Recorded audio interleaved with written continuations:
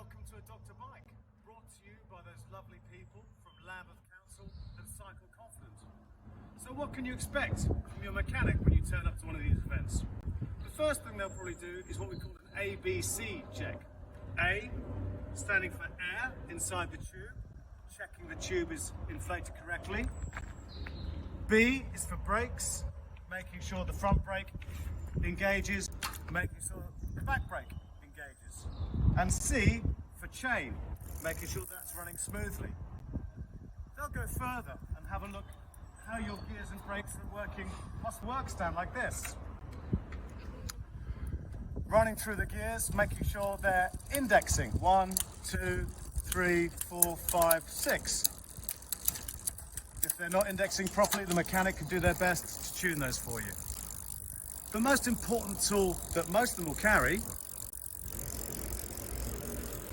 is an oily rag, mechanic's friend.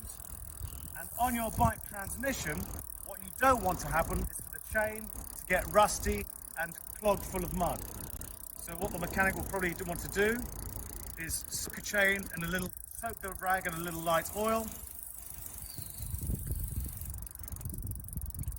Hold the rag around the chain and back pedal until it's nearly new again. It makes a huge difference.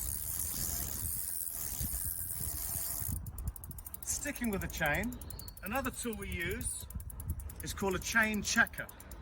This will see how old your chain is, how many birthdays it's celebrated, how many miles it's done. Having a look at this chain here with a tool, oh my days, it's a little bit old, a little bit long in the tooth. It's got a little life left in it, so I'd recommend to the customer possibly to ride it for another season and then think about replacing the chain.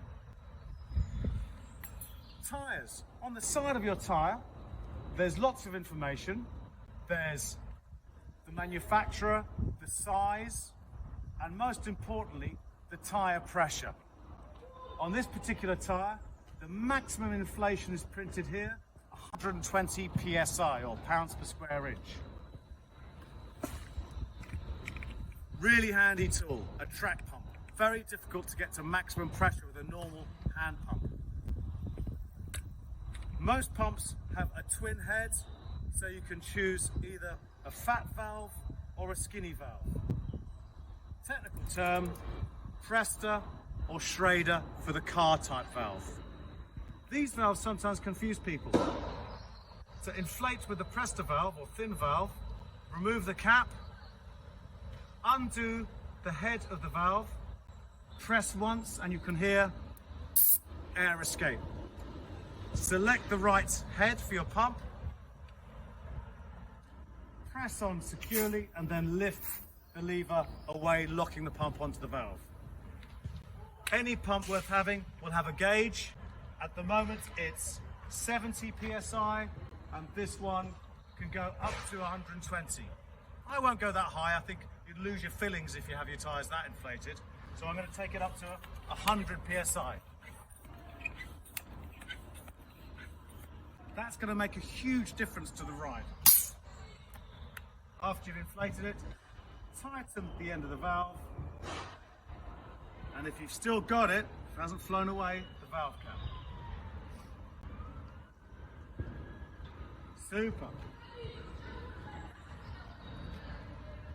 A further inspection can tell you how the brakes are working. On the front brake, the brake shoe is rubbing a little bit on one side, and the mechanic can balance the brakes for you so there's no rub. They'll also check the bearings on the bike. There's bearings in the wheels, there's bearings in the cranks, and the headset, and the pedals. And a further deeper inspection will check how the bearings are. Just a little check there, and I can feel on this bike quite a few of the bearings need to be tightened a little bit. There we go.